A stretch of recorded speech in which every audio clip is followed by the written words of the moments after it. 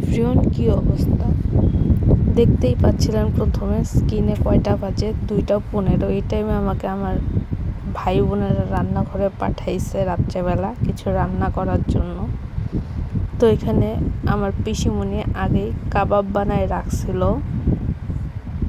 তো সেটা নিচে রেখে দিছিল যাতে আমরা রাত্রেবেলা যদি কিছু খাই তখন ভাজতে পারি যাতে।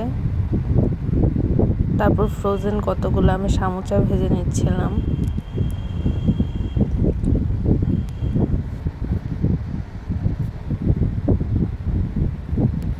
তারপরে পেঁয়াজ টিয়াজ দিয়ে আমি এখন নুডলস রান্না করতেছি। পেঁয়াজ টিয়াজ ভেজে একবারে সুপি নুডলস টাইপেরই আমি নুডলস রান্না করব, মামা নুডলসটাকে।